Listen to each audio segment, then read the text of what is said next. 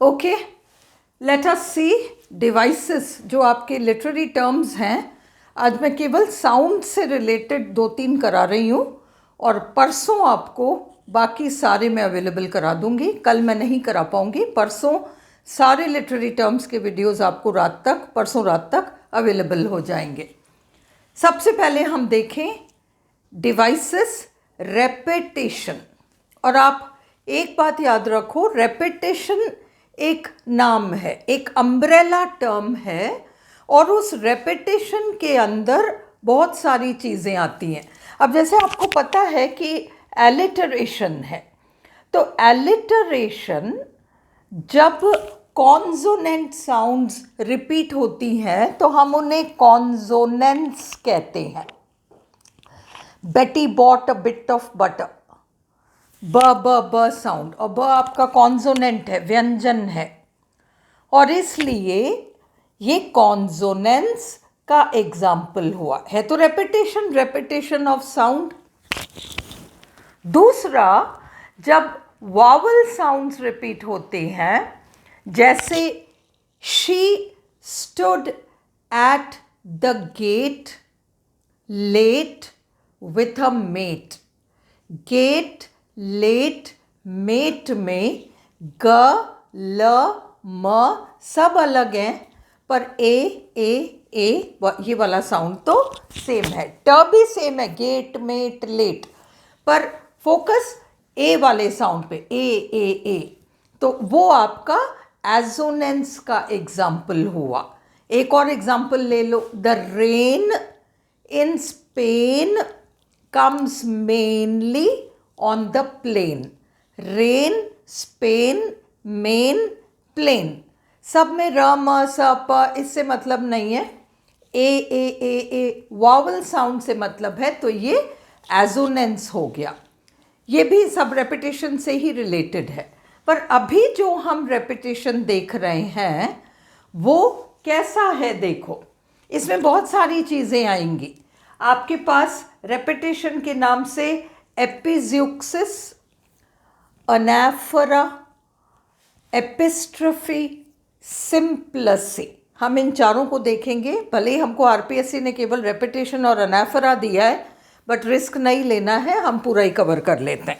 तो अब आप देखो, जब कभी एक शब्द है ना, एक शब्द 2 बार रिपीट हो जाए, जैसे अराइज, या बीए फाइनल में आपने पढ़ा था ब्रेक, तो एक ही शब्द 3 बार रिपीट हो रहा है। हार्क, एक के बाद एक सेम शब्द रिपीट हो रहा है, उसे अपन एपिज्यूक्सिस कहते हैं। है तो वो रेपिटेशन ही, बट उसे हम एपिज्यूक्सिस कहते हैं। और उसके एग्जाम्पल्स हैं ब्रेक। दूसरा देख लो, हार्क, द लार्क, तो ये हार्क रिपीट हुआ। उसी तरह से मैकबेथ का है, टुमारो एंड टुमारो। एक शब्द हो, 2 शब्द हो जो बार बार रिपीट हो रहे हैं। रिपीट मतलब पीछे, गैप में नहीं, पीछे, हम उसे एपिज्यूक्सिस कहेंगे। देखो आरपीएससी ऑप्शंस जो देता है उसमें ये हो, एलिटरेशन हो, तो आप इसको मार्क करोगे ऐसे वाले केसेस में जहां पर आपको लग रहा है कि सेम शब्द रिपीट हुआ। हाक, अराइज, है ना, द हॉरर, ये एपिज्यूक्सिस के एग्जाम्पल्स हैं। सेम वर्ड का 2 या 2 से अधिक बार रिपीट हो जाना, या फिर 2 शब्दों का रिपीट हो जाना, ये सब आपका एपिज्यूक्सिस है। एपिज्यूक्सिस नाम का जो आपका डिवाइस है, अलंकार है, वो क्यों यूज होता है? यूज्ड फॉर गिविंग एम्फसिस, जोर देने के लिए। अराइज, द हॉरर, तो used for giving emphasis.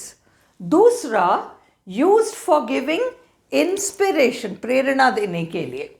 Used for creating emotional appeal. तो इमोशनल इम्पैक्ट क्रिएट करने के लिए सेम वर्ड को रिपीट कर दिया जाता है। अब हम अगला वाला देखें।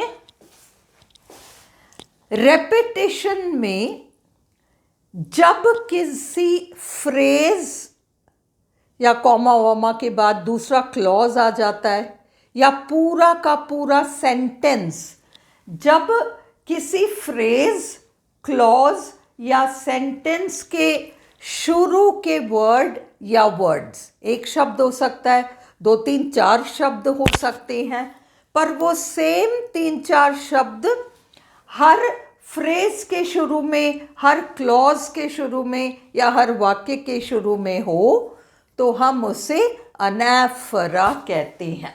पहला एग्जाम्पल देखो, एक ही शब्द रिपीट हो रहा है, mad world, mad king, mad composition, mad mad mad, ये आपका क्या है? अनैफरा। इसको मैंने अंडरलाइन नहीं किया है, तो ये भी सेम थिंग रिपीटेड। उसी तरह से rime of the ancient mariner by Coleridge, अगर आप लोगों में से एमए करे हुए बच्चों को पता होगा, water water everywhere and all the boards did shrink, water water everywhere nor any drop to drink. चिंता मत करो, दोनों ऑप्शन नहीं देगी, एपिज्यूक्सिस भी दे दिया और फिर आपको अनैफरा भी दे दिया। अनैफरा इसलिए क्योंकि अगर अनैफरा और एपिज्यूक्सिस में आप कंफ्यूज हो तो आप अनैफरा लगाना। तो अपन ने तो रिस्क कवर करने के लिए ये सब एक्स्ट्रा वाले एपिज्यूक्सिस और एपिस्ट्रोफी और सिंप्लिसी अभी हम करेंगे। तो कुल मिला के अगर किसी फ्रेज या क्लॉज या सेंटेंस के शुरू का एक वर्ड या एक से अधिक वर्ड्स रिपीट हो जाए, अगले फ्रेज में भी, अगले क्लॉज में भी या अगले सेंटेंस में शुरू में रिपीट हो रहा हो, तो अनैफरा है। I am not afraid to die, I am not afraid to live. तो ये I am not afraid to, I am not afraid to, ये आपका अनैफरा का एग्जाम्पल है। Victory at all costs, victory in spite of all terror, victory repeat हो गया। उसी तरीके से will he read the book, will he live according to it, तो विल ही ये आपका अनैफरा है। अब हम नेक्स्ट देखते हैं, इसी का अनैफरा का ही और एग्जाम्पल्स हैं। नॉट टाइम, अब इसमें नॉट रिपीट होगा, not time, not money, not loss, क्योंकि ये तो उन्होंने दे ही रखा है ना सिलेबस में, तो इसको आप प्रॉपरली थोड़े और एग्जाम्पल्स देख लो।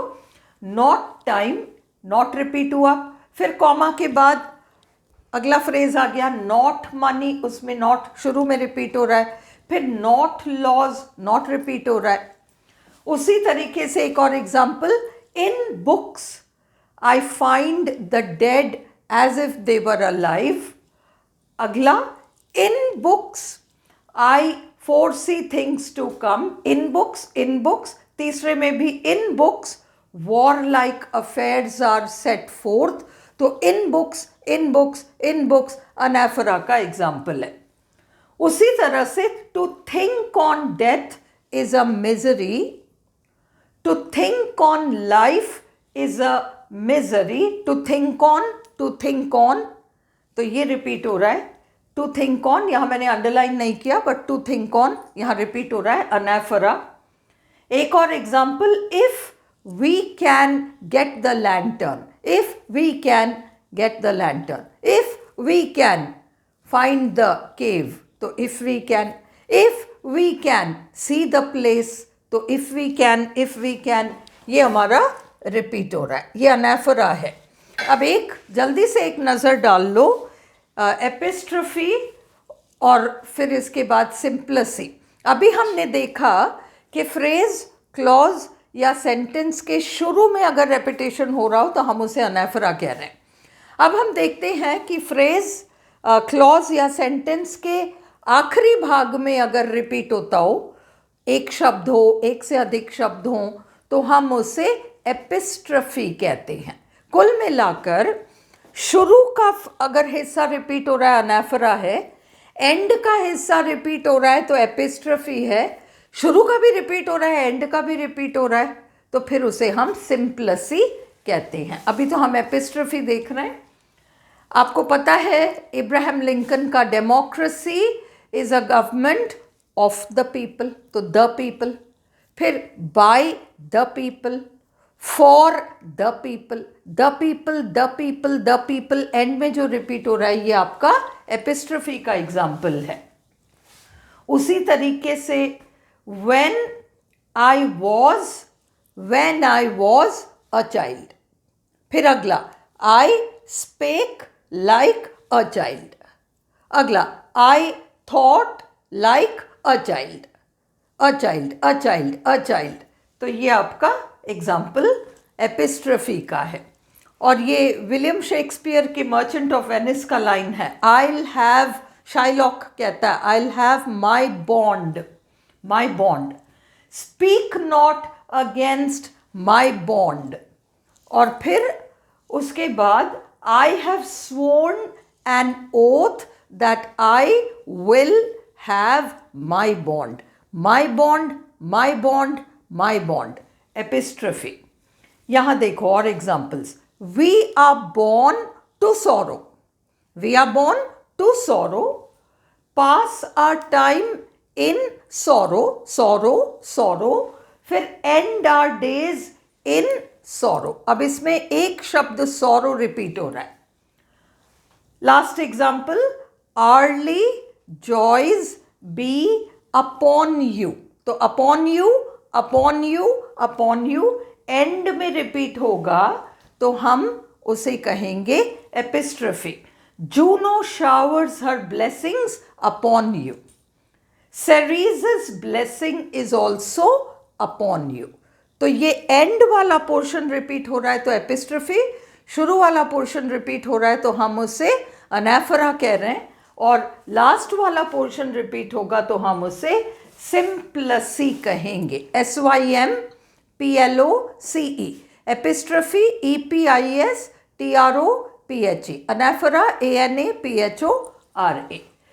Against yourself you are calling him, against भी रिपीट हुआ शुरू का हिस्सा, यू आर कॉलिंग हिम, वो एक शब्द भी हो एंड में जो बार बार रिपीट हो रहा है तो सिंप्लसी हो जाएगा अगर शुरू का भी रिपीट हो रहा है, एक शब्द या एक से ज़्यादा। अगेंस्ट योर सेल्फ तो अगेंस्ट, फिर you are calling him, against the laws you are calling him, तो ये अगेंस्ट अगेंस्ट भी रिपीट हो रहा है, you are calling him, you are calling him भी रिपीट हो रहा है, वहाँ एक भी शब्द रिपीट हो रहा होता तो हम उसे सिंप्लसी कहते हैं बशर्ते एनाफरा भी हो। फिर let England have its navigation and fleet, अब इसमें लेट रिपीट हो रहा है एक शब्द, नेविगेशन एंड फ्लीट रिपीट हो रहा है। फिर है when there is talk of hatred, अभी बीच में आ गया तो don't worry, let us stand up and talk against it, let आ रहा है और फिर वहाँ आ रहा है सेम थिंग है ना, when there is hatred let us stand up and talk against it, तो यहाँ पर व्हेन आ गया and let us stand up and talk against it आ गया, और इधर when there is talk of violence let us stand up and talk against it, तो व्हेन ये तो शुरू का हो गया, let us stand up and talk against it आपका लास्ट वाला पोर्शन हो गया।